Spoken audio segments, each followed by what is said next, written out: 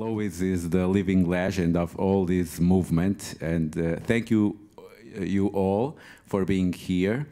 And Louis is the one that can explain us what is all this thing about and how did this happen and reach what is now.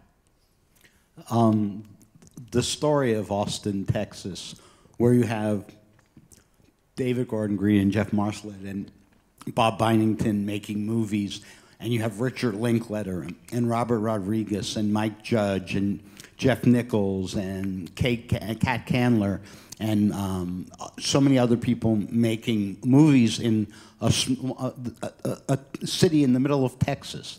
It's not Los Angeles. It's not New York. It's a city in the middle of Texas where it has a thriving film scene. And the story of Austin is a pretty simple one. And it's one that can be duplicated anywhere. Because it's not, none of these people were particularly well off financially when they started making movies. None of these people came from families where their parents were bigwigs in the film or entertainment industry. Rick Linklater came out of Huntsville, Texas, where he played football and baseball. And when he went to junior college after his first year in junior college, he was on a baseball scholarship. He had a heart trouble, so he couldn't play, and so he decided to become a filmmaker. Robert Rodriguez came from a family of 10 in San Antonio, where his dad was a door-to-door salesman, and he fell in love with filmmaking. The story of Austin begins in rundown apartments where people took cement blocks and plain boards for bookcases. Nobody could afford fancy furniture, but they were all driven by one thing, and which was a passion for culture, especially a passion for film. And in most cases, many of these people were great readers, fans of the theater, fans of art, definitely fans of music. But what defines Austin is not power, it's not drugs, it's not money, it's not who's sleeping with who, it's a passion for film. And what really happened in Austin was so remarkable was you had this passion, and then out of it, and Rick Linklater really is the person who changes everything, you had community. Suddenly you had a lot of people who love film, collaboration. The people who love film all began working together. They worked on each other's films. They worked to support their films. And so what happened over, literally, Rick makes Slacker in, let's say, 91. So in 25 years, it went from one young filmmaker with an instant independent film classic to a community of filmmakers working within Hollywood and without Hollywood. Sometimes some people make studio films and then make independent films. Some people only make independent films. But everybody, you had documentary filmmakers, animators making cartoons, experimental filmmakers, and it was a cooperative community that cared about films and supported each other. And that's actually the easiest thing to do, which is care about each other's work and support each other's work. And the consequences of what's happened in Austin has become really extraordinary. So in my particular case, and I came there as a graduate film student. In 1981, I started a paper called the Austin Chronicle, which is the weekly paper in Austin. And from the very beginning, we wrote a lot about film because we had met as graduate film students. In 1981, I had seen a film at a drive-in in 1976 called Caged Heat. And then a couple of years later, I saw a film called Crazy Mama. And when I saw Caged Heat at the drive-in, I actually brought back much of the graduate film class to watch the film with me, and I said, this is going to be the next great one of the next great American directors. And this was Jonathan Demme's first film. Crazy Mama was his second film. Fighting Mad was his third film. In 1981, I got a phone call. I had sent him a fan letter. And he said, I'm coming to Austin. Can we hang out? So in 1981, Jonathan came to Austin. I said, how will I recognize you? Because he was flying into the airport. And he said, I'll be wearing baby blue sunglasses. So I met him. At that point, he had done Handle with Cash Citizens Band and Melvin and Howard. And in 1981, the last night, we mostly went to hear music. He was into punk and new wave music and all different kinds of Austin music. So mostly when he was there, we heard music. And then the last night he was there, I said, would you like to see some Austin films? And he said yes, and I showed him some short Austin films, and he was blown away and said, I want to show these at the Collective for Living Cinema in New York, which was, at that point, the cutting-edge film theater among the film community in New York. And so that program in October of 1981 showed in New York.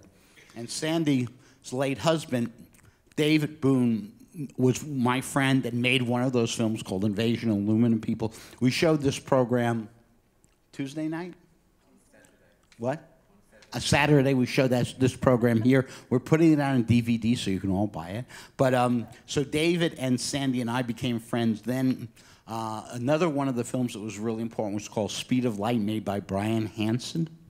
In 1986-7, Brian died. He was house sitting for David Byrne of the Talking Heads, and David came home and found him passed out in the hall, and he tragically died. And Sandy's husband, David, died just as tragically in 2001. So their film heritage wasn't what it would have been. Sandy and I are now partners, but she was involved in this first wave of films in '81 that attracted Jonathan Demme's attention. In 1987, some friends came to my partner and I, who did the paper, and said, why don't we start a regional music convention? So we called it South by Southwest, because it was going to be just for the region. It was an instant hit, much to our surprise. It was supposed to be regional, which is literally supposed to be about the South and Southwest, which is why we called it South by Southwest. By 2 or 3 years along, it was national. Then it became international, and in 1994, we decided to start a little boutique film festival so we could show our friends films. And we kind of missed, we weren't cognizant of the fact that our friends were Richard Linklater and Robert Rodriguez and Mike Judge and Quentin Tarantino and Kevin Smith and Steven Soderbergh and Guillermo del Toro, and within 4 or 5 years, the film festival took off. I was completely astonished when the music part took off. I was equally astonished and unprepared when the film part took off. And part of this was because Rick really believed in community. He loved showing films to people. He loved watching films with people. And when he began making films, Slacker, in 1991, instead of moving to LA, where they really wanted him to move, he stayed in Austin and he stayed involved in the local film scene. And so what happens over the next 2.5 decades is not an accident of great men and women. It's not a bizarre twist. What it is a community of people who passionately cared about the work they were doing, reaching out to each other, working with each other, supporting each other. And we had the Chronicle, my paper, which wrote about the films and the filmmakers. And we had South by Southwest that brought the world to Austin and Austin to the world. And those were both happy, those were both very helpful. But what was really important was a community of people who, when they woke up in the morning till when they went to sleep at night, ate, drank, dreamed, worked on, planned, and cared about films. And the consequence was we now have a part of this festival in Lisbon, Portugal, where we're featuring not even 10% of the films that have been produced in Austin. So that's really where it comes from. But that went on, and we have new directors. Now I'm asking David Gordon Green, how did you, when you started to make films, so these people, how did you meet these people? Because this sense of community Lois is speaking of is very, very important. You cannot feel that you guys all know each other, you guys all support each other. That's what you feel when you go to Austin. Yeah, I grew up in Dallas, Texas, and there was not quite that community. I mean, we were lucky when RoboCop would film in Dallas, or I was 12 years old when Born on the 4th of July, that Oliver Stone, Tom Cruise movie, filmed there, and I was an extra in the movie, and that was my first film set to visit. And then if you watch the film, I'm in the opening credits of the movie, and I look into the camera and I wiggle my eyebrows, which I can't imagine why they didn't edit that out, but it's in the movie at the very beginning. And I think watching that production that day, really, I was always a film enthusiast or a nerd, and probably was creatively more obsessed with culture than any kid in my school. That when kids were looking to sports and I was reading the movie section on a Friday morning at 6 in the morning, studying what was coming out and anticipating what the box office would be and things that were important to a third grader. It was a little peculiar. And then I went to the University of Texas for a year after graduating high school, and I was just not academically inclined enough to survive there. So then I transferred to an art school in North Carolina, and that's where I met a lot of my immediate collaborators. My cinematographer that shot every film, my sound mixer that's mixed music on all my films, my production designer, and so on and so forth. One common thread in my life is my composer that's worked on most of my films that I met when I was in the 3rd grade in Dallas, Texas. He grew up near me, and we were seeing The Karate Kid together. Or actually, we were seeing The Karate Kid by ourselves. And then, as like a 7-year-old going to the movies by yourself, you look over and you see another 7-year-old going to the movies by himself. Now we've been best friends for 35 years and collaborate. And he ended up surviving in the University of Texas school system, or system a little bit better than I did academically, and became a great composer. And I went off to art school, and then brought my friends from North Carolina, my collaborators, to Austin, where I chose to live after college. I was bouncing between Austin and New Orleans as 2 cities that I found very culturally engaging, and had a place in both, so I could hang out with my musician friends in Austin, and I don't know what my friends were up to in New Orleans, but it was trouble. So then I permanently relocated to Austin when I had kids, and I thought, this is a place where I can creatively thrive, have a community of artists, technicians, musicians, you name it, just a really diverse group of people that I like hanging out with, and I can sleep in my own bed and make movies here. And so I did 3 films in a row in Austin, really utilizing not only my crew that I brought from my North Carolina days, but for the most part, taking advantage of the fact that I was surrounded by people that were willing to bust their ass and open the doors and work long hours and make the commitment to the life in the circus that filmmaking can often be.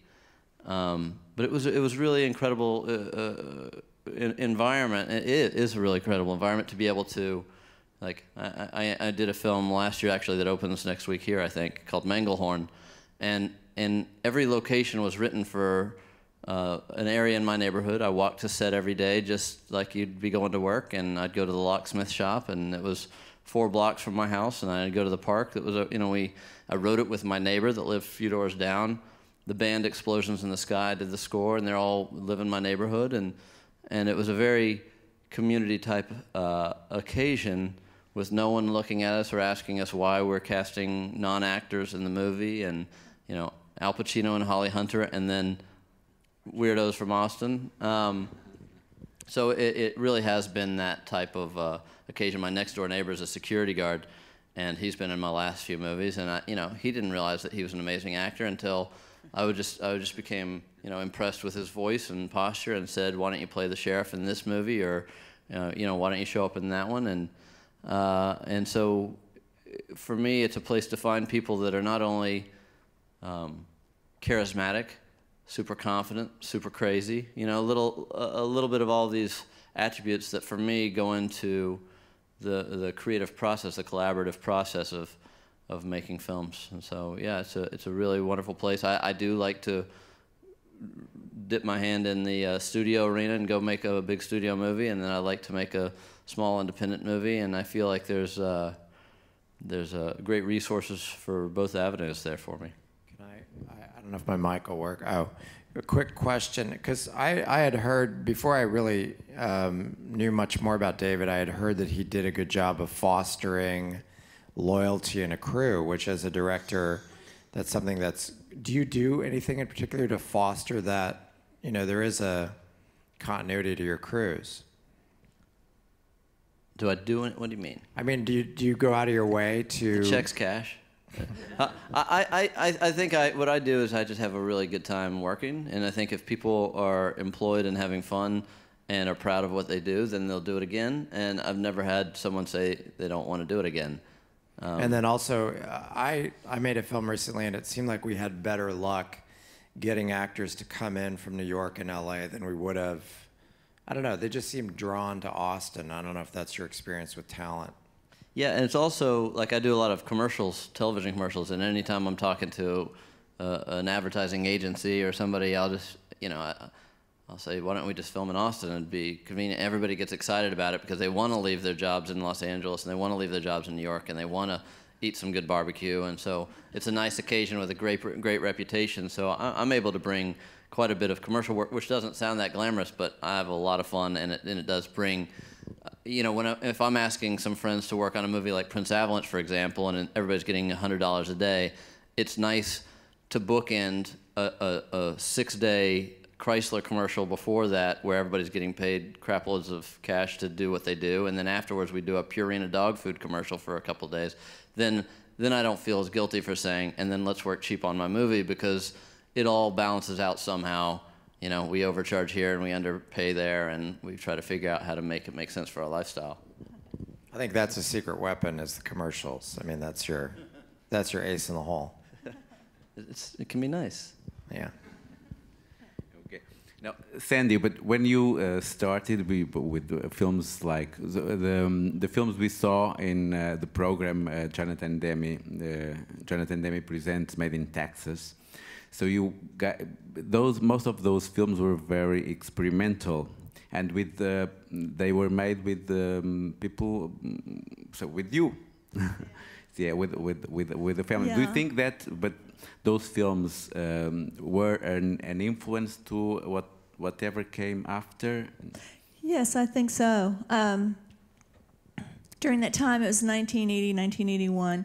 They were already calling Austin, they started calling it the Third Coast. Well, it was by far not the Third Coast. We weren't even close. And I know that my husband was making a few commercials, but it's because Jonathan Demme and him, he would come in and say, hey, he would give his referral basically to help the guys get on different sets. But like those films, they were the Invasion of the Aluminum Peoples, we were so broke. And so everybody worked. I cooked, and I was the only one married in the group. And so they worked for food. So we would cook and a place to sleep. I mean, there was always a couch. And so everybody was just a group and hung out together. And then, and after Jonathan was just, I don't want to call him a dad, because that's not really what he was like. He really was a mentor. And he was very interested in our whole lives. And so everybody pulled together. I mean, there would be people making sets till midnight, and I worked a real job, and and we worked opposite shifts, so there would be people making sets at our house. And then I would be going to work and coming home and be midnight, and people out there making sets for movies and stuff like that. So, yeah, and Jonathan was a part of that, and eventually that camaraderie and that closeness, I think, just spread to other people and brought everyone together. Absolutely. Yeah. And that's where, I mean, the friendship between David, my late husband, and Louis, and if it weren't for Louis, my husband would have never met Jonathan. He just loved David's film and said, you've got to see this.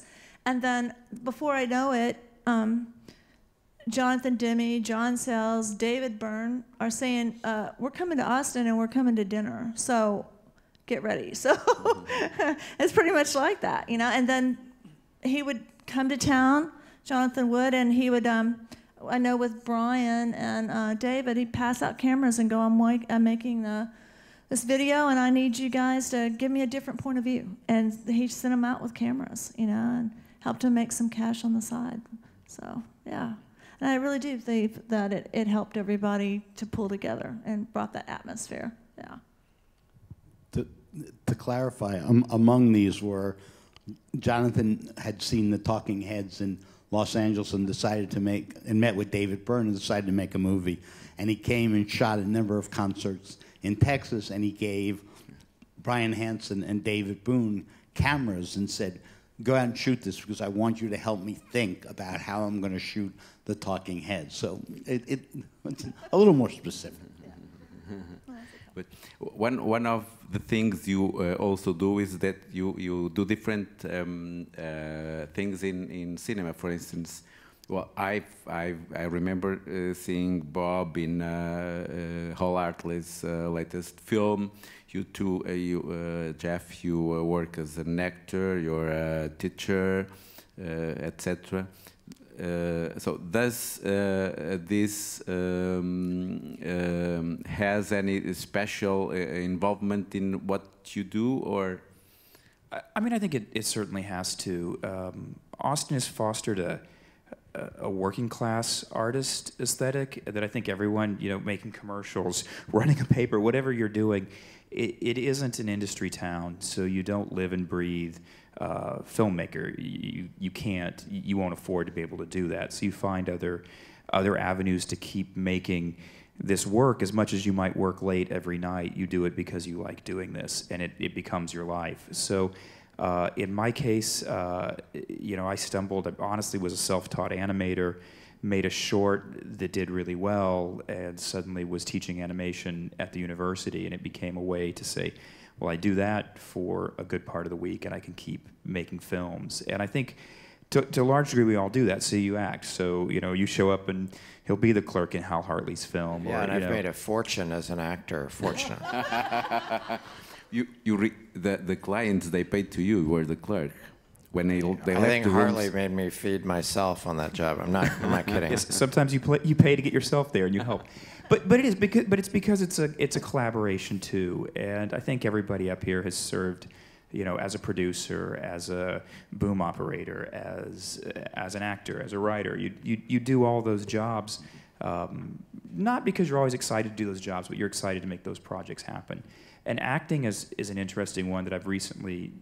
I really didn't do any of that until I was well into my 30s, and started doing a little bit more. And I got to work with Josephine Decker and getting to see these people, and it's fun because there's a world in which that's a little bit like directing, except you have this one little character, and you say, I'm gonna go ahead and not worry about how the whole rest of this film goes, but I may still not get paid, but I'm going to be the person that gets fed and gets to show up to set last and leave first, and I deal with this one little thing. And then, you know, if it was his movie, it's like, okay, now David, you go and you work on this for 2 years, and whenever we show up, then people will tell me I'm great, and you can sit in the back somewhere for having made it.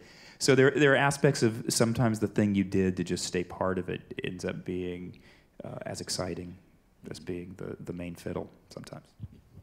So, but so we have new directors, and in this retrospective we are making that was made with Ana Cabral Martins, who is here, and I want to thank to her. We have new like Andrew Bajolski, and we have this new film by Bob Byington. Bob, how did you happen to take this train of Austin? Well, I went to grad school at the University of Texas. I got a master's degree and made a film.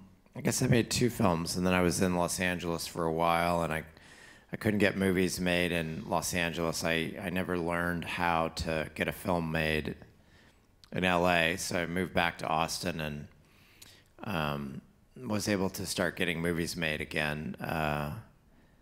And you know, in the 90s in Austin, I was fond of saying there was, you know, something in the water where, you know, I really did get my first film made on Slacker's back in a lot of ways. Like we inherited crew from Slacker that gave us a kind of, I don't know, not expertise, but I just remember having like Clark Walker as our first AC, and this is a guy who just belonged on a film set. And so if you're making a movie for no money and you're a kid and you've got a guy who belongs on your set, you know, that's cool. And I remember like I was picking up a box to move and he told me to put it down, that it was not my job. And I thought that was really cool, you know. So stuff like that would happen. And that was just like starting to happen in Austin. So by the time I came back in the 2000s and up to now, I mean, I think it's become a town where there are, I don't know, dozens and dozens of crew people who can survive and base there. And they may go to Canada to work, they may go to Los Angeles to work, but they can survive and live in Austin, so. And it's cliche to say, but it's a surprisingly supportive, and it is the friendly state. I mean, that's kind of a goofball thing that's written on the license plates. But I think you hit on something. There's people like Clark that could be like, oh, I'm too good to do your film, or what are you going to pay me? And instead people are like, well, I don't know. I mean, he doesn't have anything, but I'm not doing another job for the next 4 days. So and that amazed me. You know, we were talking about grad schools and where we went and how we got here. But I remember going out to USC Film School, and it was not that. It can be a whole different world. And then you go to Austin, and most of the people I went to school with are still making films in some capacity, and most of them are all helping each other, and most of the time nobody has any cash, but people really do it because they do like the rest of the community. But was it, you have Jason Schwartzman in your film, was it difficult to convince him to come to Austin, or? No, I mean, that's getting back to what we sort of started with, is that you can get a Schwartzman to come to Austin, and he wants to come to Austin in a way where, I mean, we joked that if we had made the film in Dallas or Houston, that he might not have come, but that he was drawn to Austin. Now, going back to the festival, these days, Lois, everybody wants to be at the festival. And the festival shows us all the most important films made in the United States, but not only in the United States. Why do you think, did it take too long for you to grow like that? Because you started in, you said 1995. 94 was the first year. One of the great things about Austin is the community, and literally you'll get called at 11 o'clock at night that somebody who you don't know from somewhere else is shooting a film and has a problem, and you'll stay up for a couple of hours calling friends to solve, because it's about filmmaking. But what really happens with South by Southwest in 95 and 96 and 97 is Austin's got one of the great audiences in the world. And I always think we come out of the punk clubs. We come out of the Big Boys and the Dicks and the Huns. I mean, punk bands and punk clubs. And one of the major aesthetics of punk was there's no difference between the audience and the people on stage, except who happens to be on stage at that point. And that the people in the audience, if they are driven and have talent, can become, it's very democratic with a small d. And so with South by, what happened really early on was I would go see a movie that by the filmmaker who I had begged to come to Austin, and there'd be 30 people in the audience. And I would come up to them after the screening and I would go, I am so sorry. I worked, you know, I wrote about it in the Chronicle. I called up everybody I knew. I'm so sorry there weren't more people. And almost invariably, they would look at me and say, are you crazy? That was the best audience I've ever seen my movie with. They asked the best questions. They got the film. It was an absolute pleasure. And this literally would, and I'm a little dense, so it didn't occur to me that this would happen again and again. And about 5 years ago, I was telling one of the other guys at South by Southwest this story, and he came up to me the next day and he said, that just happened to me. We just had a film that didn't have a great turnout, and I went to apologize, and they said, are you crazy? And so with South by, almost early on, and the other thing was, Rick Linklater might be watching your film. Robert Rodriguez might be watching your film. Mike Judge might be watching your film. John Pearson, Paul Steckler, Hector Gallant. I mean, people would come to me and go, I don't care whether you're liked or not. Rick Linklater just watched my movie. And because these guys are movie nuts. And so very early on, there was a certain dynamic to South by that really began working. And eventually, the crowds followed. Eventually, we began selling out left and right. But even early on, when we weren't selling out, there's that passion. You know, what Bob was talking about picking up the thing. We would pick up. You know, we would carry extension cords. Whatever needed to be done, you would do. You never said, "Well, I'm the producer, so I don't do that." You know, everybody pitched in. And so it's an intoxicating environment when people take what they do so seriously. And you have David Gordon Green and Geoff Marslett and Bob Byington and all these other people making amazing movies. Mm-hmm. You know, I mean, we're not on the second generation. We're like on the fourth generation. And there's kids coming up. There's short films that, you know, we've seen recently that we can't wait. I saw a film that had a lot of acclaim, and I didn't much like the film, but I said, I've got to meet the cinematographer, because that's a beautiful movie. And I met the cinematographer. But what I'm saying is, it sounds bullshit. It sounds totally bullshit. It sounds, you know, completely fairy tale and utopian and crap. But the reality is, we're on this stage in Lisbon because it's the reality. Well, quickly, the one thing, and today, like Rick Linklater, I mean, he hosts on a Wednesday night at the Austin Film Society. He picks out so many movies. He's standing on stage. He sits down with the crowd, and they all talk about it afterwards. They have Q&A, just like, I mean, he just goes back and forth from one position to the other. So it's still like that today. And I think as we're all growing older, I mean, Lewis and I had started a company. I said, I don't want them to suffer like we had to suffer. And we had started several companies like Production for Use, things to help young filmmakers make it, and all facets of film. So we're still excited about film, and we would love to see more directors rise up out of Austin. It's just another medal for us. So. No, that's what we feel in Austin. It's such a passion for film that it's hardly to see anywhere. Well, and now who wants to make questions? If this were Austin, we would put a microphone over there and people would queue for questioning. No, there are certainly people who want to make questions. We can start asking you questions. I did want to say that, you know, Linklater, Linklater's a very well-known filmmaker in the United States and worldwide, and I do want to say that he started the Film Society in Austin, you know, what, 25, 26 years ago, 30 years ago? 30 years ago, this kid starts the Austin Film Society, and I think the basis for his, if you want to call it success, he was always very interested in showing films to people, and that hasn't changed at all. And I think the one thing that that Lewis is talking about is that if you're turned on by things you're seeing and you want other people to see them, like I saw Andrew Bujalski's first movie, and I was like, I really want to work with that guy. I think 10 days later he was on a set that I was shooting on. You know, he was acting for me 10 days after I saw a film of his. And so it's that type of impulse where if you see something that turns you on and you go toward it, that's functional and relevant and sows the seeds to the community.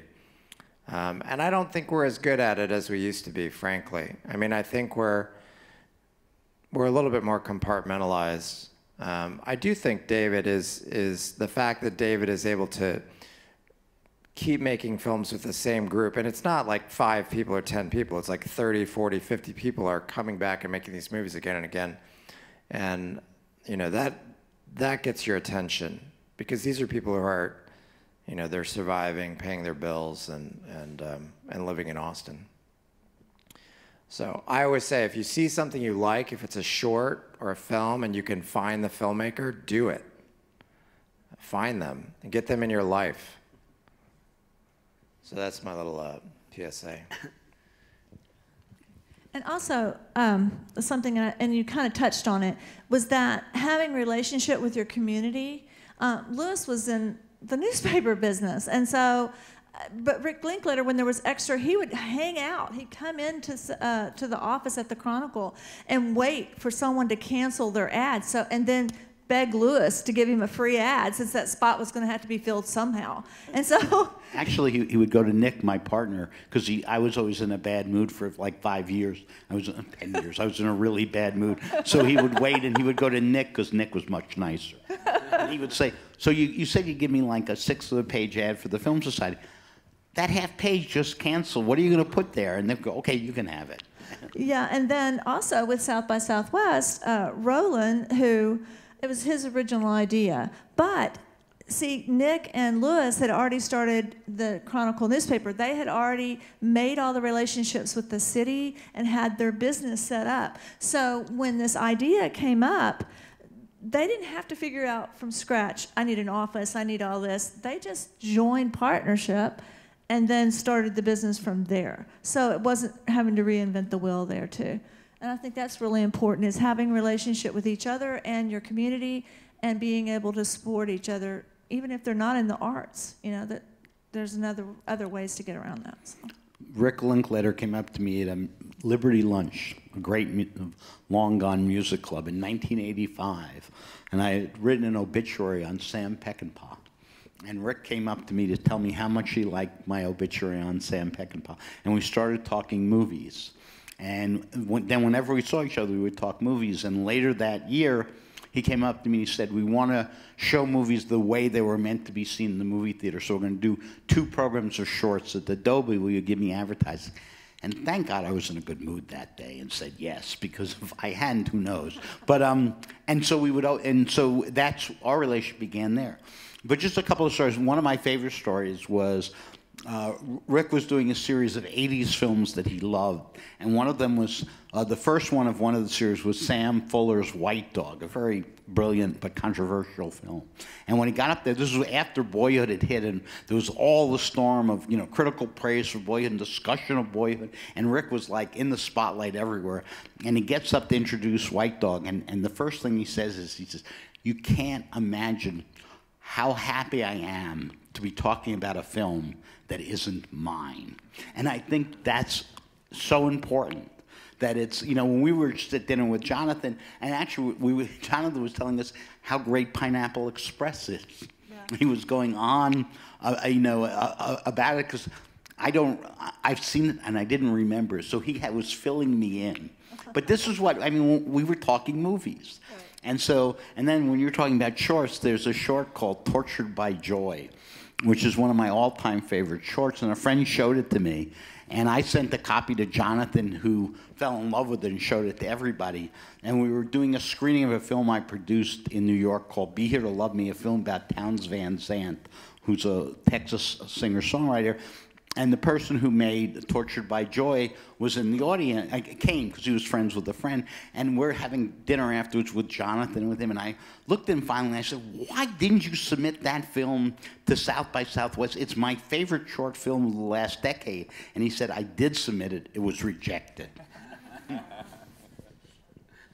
That's something. Well, any question? Yeah.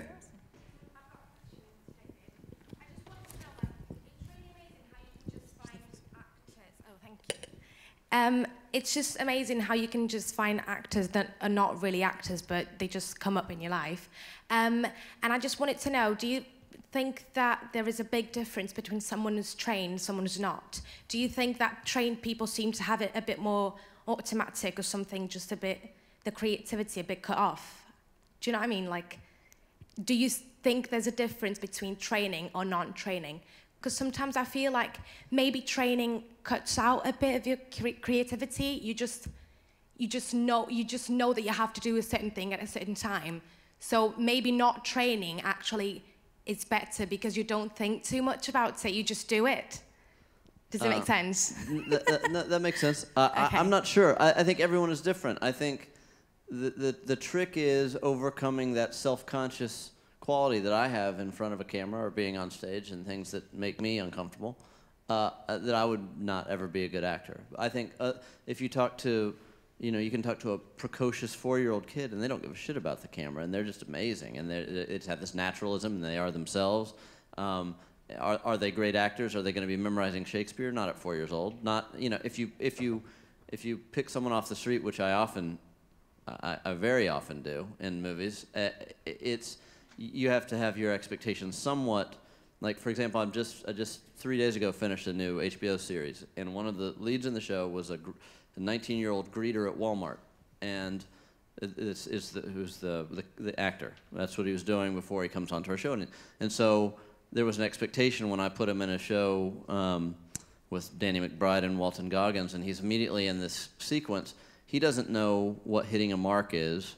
He doesn't know that he's supposed to do the same thing multiple times for the wide shot, the medium shot, the close-up. He doesn't have the kind of the skill set. The training can be very helpful for the technical understanding of what goes into making a movie. But what he does have is something totally electric that decades of training couldn't bring. Is a voice of a raw youth that is ready for exposure, has no self-consciousness, and is absolutely unique without being self-conscious. And so he has something that is extremely valuable to me, and I just have to use, as a director, I have to use a different bag of tricks and find a way that's not embarrassing to someone in a group of trained actors, how to integrate into them, how to shoot strategically. Sometimes it's using 2 cameras at one time because you can't get the same thing out of them twice, so you want to shoot the close-up at the same time as the wide shot. So there's technical tricks that go into it. But then other times there was a street performer I used in this movie, Joe, and I was auditioning. I was actually talking to very well-known actors about the role, and I wasn't really finding what I wanted. And then a guy that had been living on the streets for 9 years, my casting director met him on the street at a bus stop and put him on videotape, and I said, I love his face, can he act? Brought him in. 4 auditions later, the guy just blew our mind and could memorize a page of monologue, and he never acted before, and he just had the look, the voice of living on the street and living a hard life, and the soul of a beautiful person trying to escape the demons of their life, and he could also memorize the shit out of a script. And so you never know what to expect, and I think you just got to be ready for anything, and that's, for me, the beauty of the job is the uncertainty of it, and waking up and not knowing. I don't use storyboards and a lot of things that I think in substantial rehearsals that can determine a little bit more precision of the outcome of what you're doing. I really love just to create the jazz of the moment and turn a camera on and try to, that's saying very loosely what I do, but I think years of doing it with non-traditional performers integrated with, actors of extraordinary experience, you kind of learn what that dance is, but I love the uncertain electricity of that.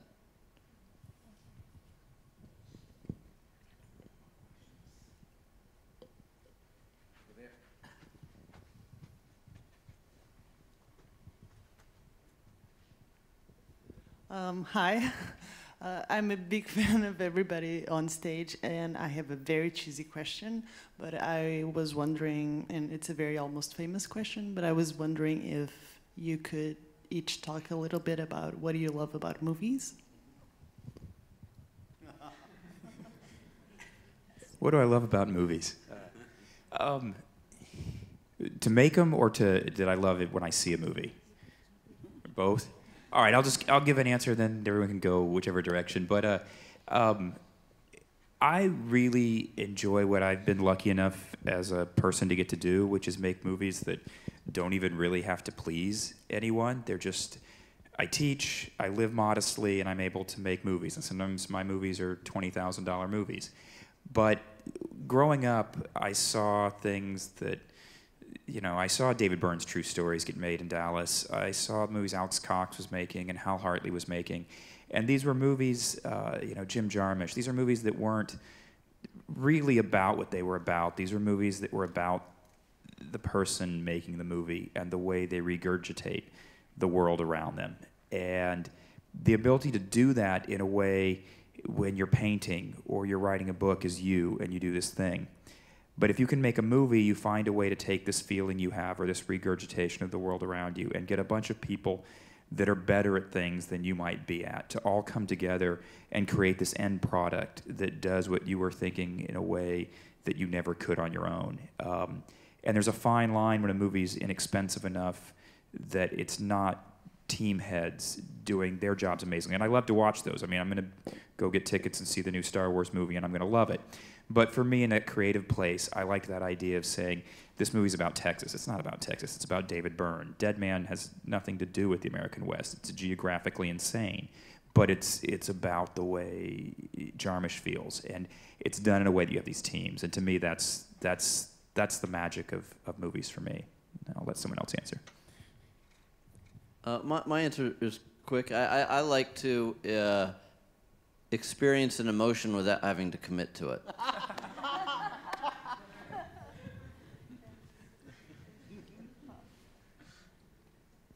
I can't top David. That was wonderful. A lot of filmmakers I know have formative experiences around movies, and then they want to take a shot at it themselves, I think. And I had some big movies that I saw where I started to understand there was a governing intelligence involved, and I started to be drawn toward the idea of, taking a swing.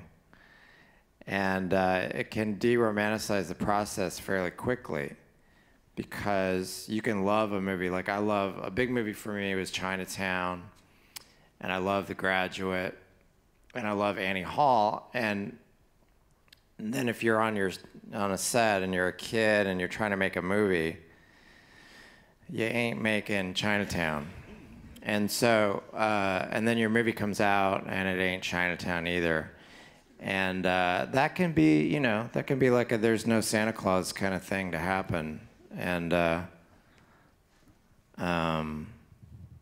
remember reading Wes Anderson saying that he made Bottle Rocket. He's also from Austin, by the way, or went to school at UT.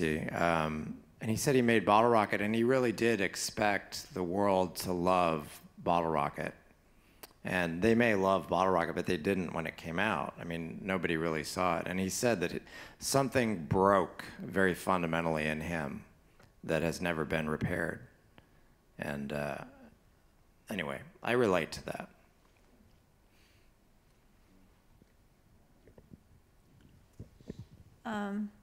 We're making a documentary now together,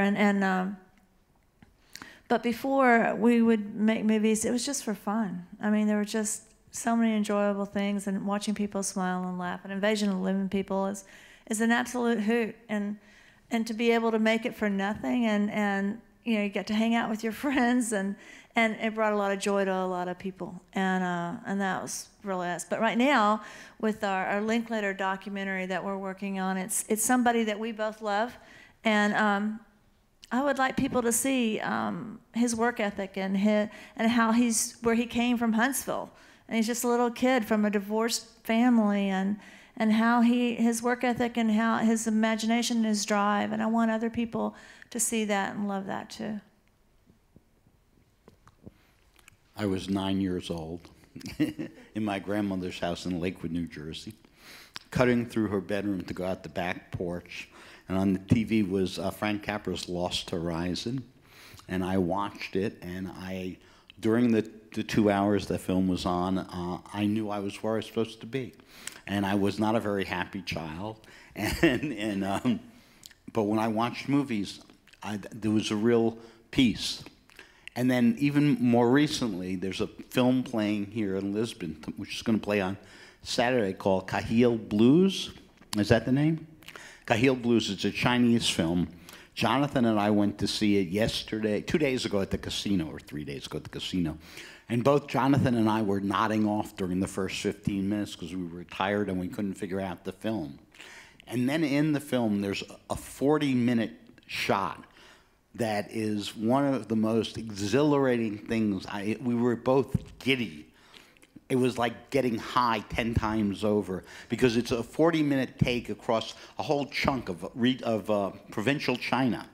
And it starts off with them, and first it took us 10 minutes to try and figure out how they were shooting it. But it starts with somebody on a motorbike being followed, and then he gets off and he goes and he talks to people about finding some old instrument, people who play these old instruments, and he can't find them. So then he goes in a truck, and while the truck is driving along, there's a guy in the middle of the road who's standing in a bucket with a bucket on his head, and you get out, and it's all the same shot. And it goes on for, I believe, 41 minutes.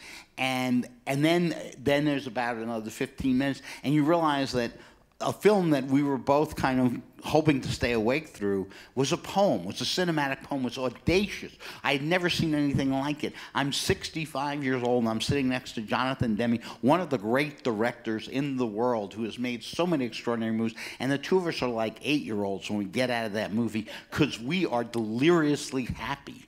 Because we've seen something we've never seen before, and there's nothing jaded about it, and Jonathan's not going to say, well, I'm going to go make a Hollywood movie and rip that off. We're just giggling. And he's saying, I can't wait to see it again on Saturday. And so that's what it's all really about. And I recommend that it's playing Saturday. It's extraordinary.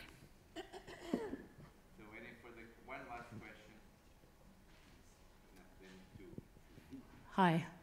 I saw Made in Texas, and I was astounded. I really loved the films. So many cinema ideas, great rhythm, the use of soundtrack, amazing. And when I saw the first one, Speed of Light, was it? I really liked the way landscape was filmed, and I was reminded of the first two Terrence Malick's films, Badlands and Days of Heaven. And I know he's from Waco, Texas, right? And I think those films were previous to your movement or to your community.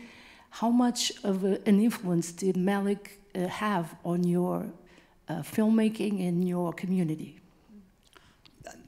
Actually, Terry lives in Austin, Terry Malick, and one, I think we can remove the regionalism.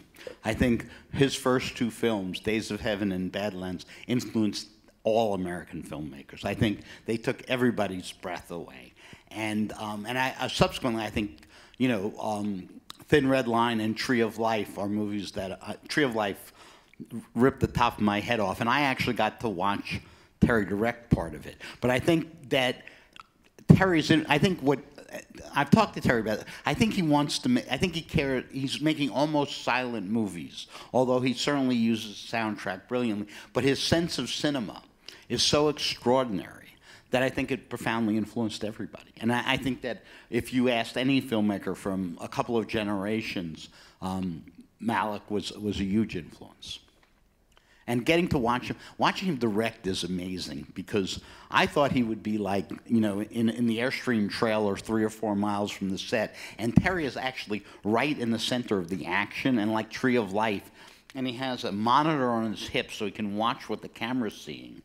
And then he gives direction the whole time. So if you've seen Tree of Life, there's 3 young boys in it, and they're constantly looking around like they're lost, and mostly it's because Terry's talking to them and they don't know what they're supposed to be doing.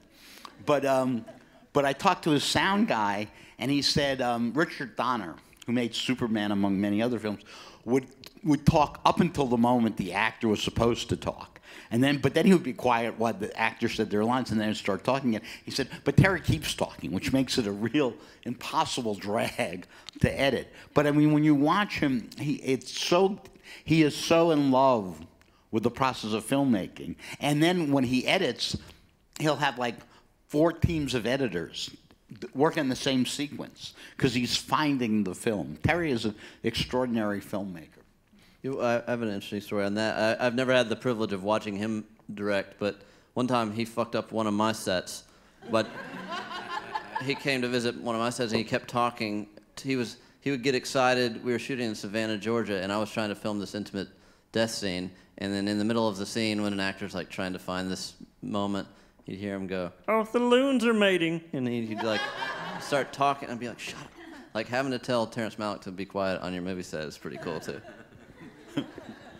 Two quick Terry stories. So I go to see Tree of Life, and his producer, Sarah Green, and I are very old and good friends, so I got to be at the little conference they have at the end of the day where they talk about what they're going to shoot the next day.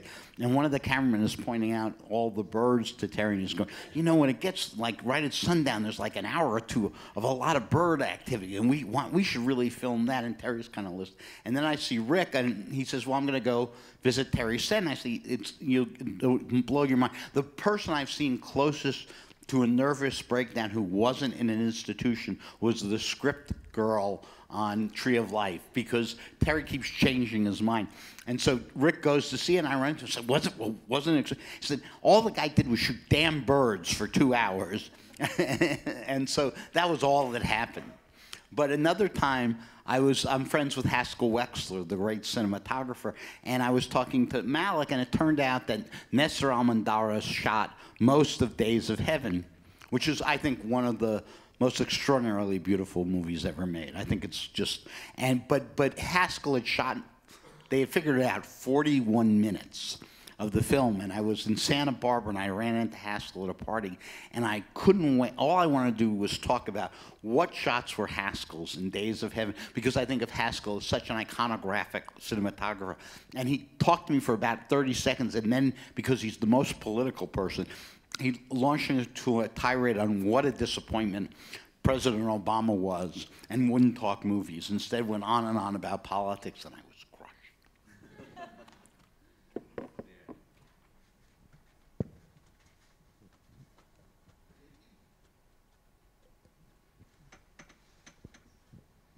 Hi. To anyone who has an opinion on the subject, what do you think the future of cinema is?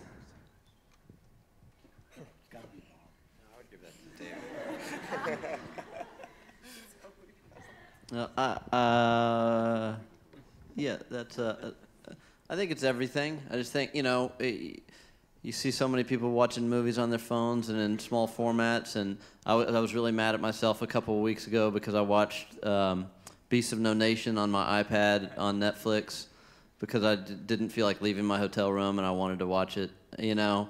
So I find myself guilty of everything that I'm critical of in the evolution, but I think at the same time we're taking enormous technical strides and artistic strides. You know, I'm personally very frustrated because I see the romantic audience experience that I had as a cinema lover in my youth, and I feel like that's diminishing for films that aren't massively heavily marketed, and so that's really frustrating. On the other hand, there's a very liberating industry in television right now, which has given me a creative platform to expand on stories and take innovative characters and use non-celebrity casting and things that are very difficult within the world of storytelling and for theatrical experiences, and so it's very rewarding in that. So I just really think it's peeling off everything. Everyone, you know, I was watching some of Tangerine today that Sean Baker shot on his phone, and I think, you know, it's amazing that a guy can, you know, pull the camera out of his pocket and take subject matter like he was exploring with that film and be able to make something that I'm watching on my computer in Lisbon, you know. So for everything that's frustrating, there's also something that's equally impressive, and I think it's just a matter of. I remember my father always griping, like we would go see the movies at the mall or in some weird like strip mall or multiplex kind of environment, and he used to talk about seeing a movie in a theater like this that was very romantic and elegant, and if only I knew these great Texas theaters that he grew up going to, then I would know what really going to a movie theater is like. And now I see what he's talking about. I was just excited to go see something and entertain myself and explore a new world and all these things, but I see that the romance embedded in me was in my youth as it was in him, and, you know, and now I'll roll my eyes when, you know, I literally said to my 4-year-old the other day, he's a Star Wars fan and we're excited about the new movie, and he said, yeah, I'll probably just watch it on my iPad at home. It's like, no, you're not. I'm going to prematurely drag you to the theater, and it's going to be loud, and I'm going to put you on the front row and blow your mind. Watch. So I think all of it's important, and it's just always going to be a constantly evolving art form and technology, and, you know, we'll roll our eyes at things because we loved the way things were when we were 15, and it's never going to be that again. But at the same time, we can watch the gleam in the eye of the next 15-year-old start to do something really cool and innovative with what he's got in front of him.